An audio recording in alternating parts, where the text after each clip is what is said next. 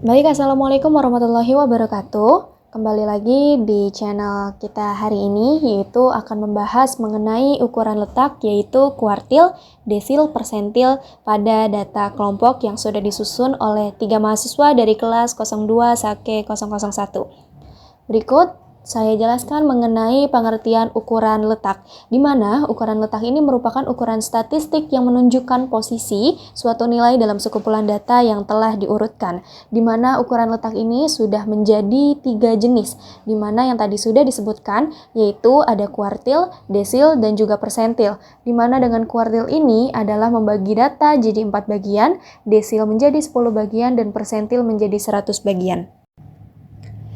Oke, di slide selanjutnya ada kuartil dan juga di sini saya akan membahas mengenai pengertian dan juga rumus kuartil pada data kelompok. Di mana pengertian kuartil tersendiri adalah membagi data yang telah diurutkan menjadi 4 bagian yang sama besar. Dengan rumus kuartil untuk data kelompok adalah adalah kuartil ke-1 sama dengan tepi bawah kelas atau biasa disingkat sebagai TBK ditambah dari hasil I dikali N dikurangi dengan frekuensi kumulatif sebelum kelas kuartil dan juga dibagi frekuensi kelas kuartil. Lalu hasilnya nanti dikalikan dengan panjang kelas atau biasa disebut dengan interval. Untuk mencari rumus posisi kuartil 1, kita akan menggunakan rumus yang tadi sudah dijelaskan, yaitu adalah kuartil 1 sama dengan 1/4 dikali N, di mana N ini merupakan jumlah datanya, yaitu ada di angka 50 sesuai dengan tabel sebelumnya. Artinya, kuartil yang bisa kita isi adalah kuartil 1 sama dengan 1/4 dikali 50 atau banyaknya data, dan menghasilkan angka yaitu 12,5. Selanjutnya, setelah kita tadi menentukan kuartil ke-1 itu terletak di posisi 12,5, kita akan mencari kelas interval yang memuat data ke 12,5. Dari tabel frekuensi sebelumnya, posisi 12,5 ini ada pada di kelas 50 sampai dengan 59. Nah, itu yang kita sebut sebagai kelas kuartil. Dari kelas tersebut, kita ambil beberapa informasi penting, yang dimana TBK atau tepi bawah kelas kuartilnya ini ada pada angka 49,9. Frekuensi kumulatif sebelum kelas kuartilnya ada di angka 10, frekuensi kelas kuartilnya ada di angka 8, dan panjang kelas atau intervalnya adalah 10. Di mana jarak antara 30 ke 39 adalah 10 panjang kelasnya. Dengan informasi penting yang sudah kita dapatkan, maka bisa kita pakai rumus kuartil kelompoknya yang tadi sudah dijelaskan dan masukkan semua angkanya, mulai dari TBK, frekuensi kumulatif sebelum kelas kuartil, frekuensi kelas kuartil, dan juga panjang kelasnya sesuai dengan rumus yang ada. Maka dapat dipastikan dengan perhitungan rumus kelompok dan juga data informasi yang tadi sudah kita ambil dari tabel sebelumnya, hasil dari kuartil 1 data kelompok adalah 52.625. Baik, di slide berikutnya ada materi mengenai desil. Sudah terdapat juga rumus desil pada data kelompok, yaitu untuk mencari desil terdapat rumus DK atau biasa kita memiliki keterangan yaitu desil keberapa yang akan kita cari. Dan L merupakan tepi bawah kelas desil, di mana angka ini merupakan angka batas bawah kelas tempat desil berada. Biasanya teman-teman bisa lihat dari tabelnya gitu. Lalu untuk N ini adalah jumlah seluruh data dan juga nanti tinggal dijumlahin aja untuk semua frekuensinya, nanti akan ketemu jumlah seluruh datanya. Dan terdapat juga mengenai interval atau panjang kelasnya. Lalu selanjutnya terdapat contoh soal. Di sini ada tabel yaitu distribusi data tinggi badan siswa dengan interval yaitu 150 sampai dengan 154 mendapati frekuensi yaitu angka 4 dan juga seterusnya dari 150 sampai dengan 154 sampai dengan interval 170 sampai dengan 174 dan dapat angka frekuensi yaitu 3. Dan di sini kita diperintahkan untuk menentukan desil keempat atau D4. Dan terdapat kolom penyelesaian juga. Di sini kita akan menentukan terlebih dahulu total frekuensi atau N-nya, yaitu banyaknya data. Di mana di sini kita bisa menjumlahkan semua angka pada total frekuensi. yaitu 4 ditambah 6 ditambah 10 ditambah 7 dan ditambah 3, yaitu hasil N atau banyaknya data adalah 30. Selanjutnya adalah mencari posisi desil keempat, yaitu dengan rumus 4 dikurang N dibagi dengan 10, yaitu 4 dikurang 30, tadi banyaknya data dibagi dengan 10, yaitu adalah rumus dari desilnya, yaitu adalah membagi kepada 10 bagian, yaitu hasilnya adalah 12 untuk posisi D4 atau desil keempat. Setelah kita menentukan posisi D4 itu adalah data ke-12, maka selanjutnya adalah kita menentukan frekuensi kumulatif. Nah, frekuensi kumulatif di sini untuk data ke-12 itu jatuh pada di kelas yang intervalnya adalah 160 sampai dengan 164. Karena frekuensi kumulatif sebelumnya yaitu adalah Mas Akmal ini nggak usah Kak Akmal ini nggak usah diinin, cukup sampai yang tadi aja 160 sampai 164 dah gitu.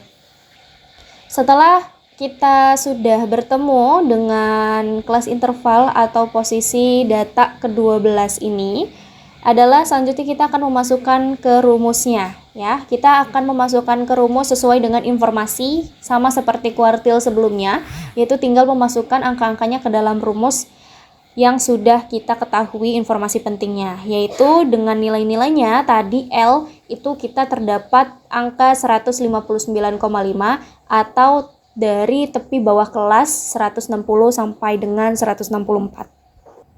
Dan frekuensinya adalah 10 serta P atau panjang kelasnya adalah 5. Dan langsung kita masukkan ke dalam rumus yaitu 159,5 ditambah 12 dikurang 10 dibagi dengan 10, nanti hasilnya akan dikalikan dengan 5, yaitu ketemu angka 160,5. Maka dari itu D4 atau desil keempat ada di angka 160,5. Di slide berikutnya terdapat rumus persentil ya. Ini adalah yang terakhir yaitu adalah persentil, di mana di sini saya akan menjelaskan mengenai rumus dan juga penjelasannya.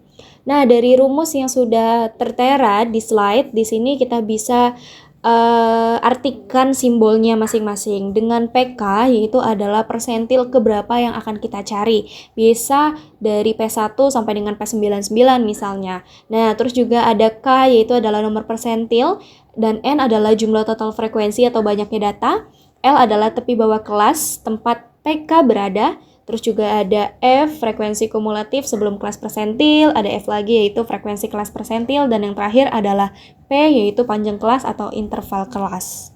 Oke, di slide berikutnya adalah contoh soal yang sama dengan yang desil, hanya saja di sini membedakan adalah kita menentukan persentilnya atau persentil ke-75 atau P75. Di posisi P75 kita akan mencari rumusnya terlebih dahulu. Oke, di slide berikutnya di sini terdapat penyelesaian dari soal persentil, yaitu kita disuruh mencari ulang Kak Akmal.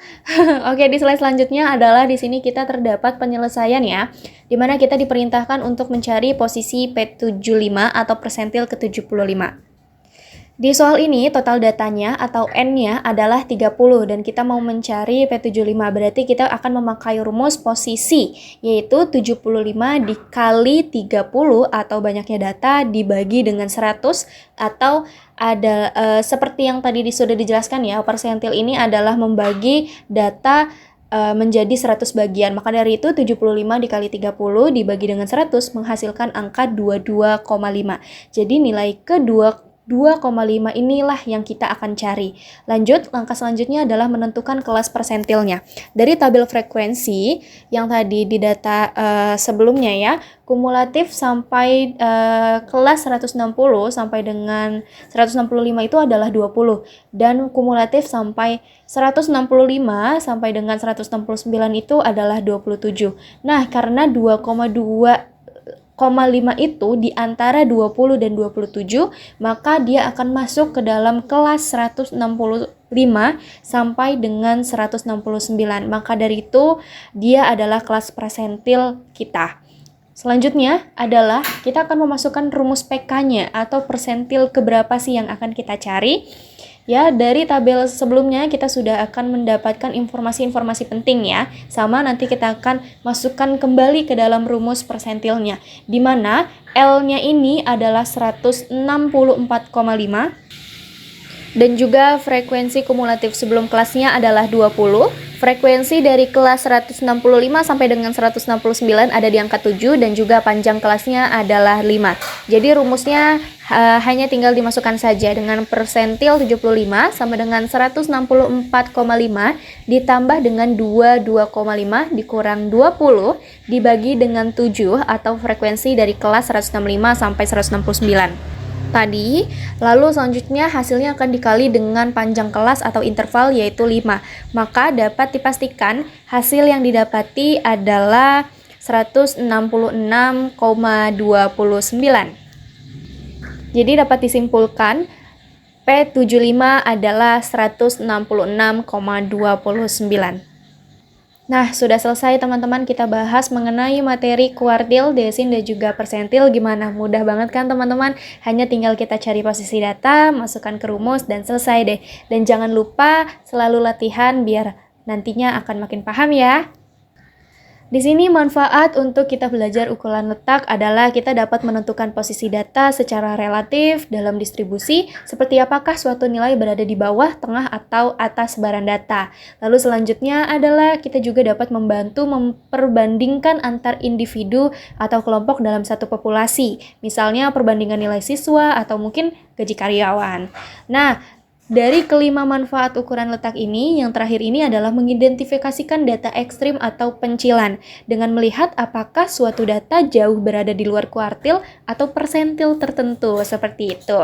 Nah, kesimpulan dari kita belajar data kelompok desil, kuartil, dan juga persentil di sini adalah ukuran letak itu merupakan alat statistik yang menunjukkan posisi suatu data dalam sebaran yang telah diurutkan, terdiri dari kuartil, desil, dan juga persentil.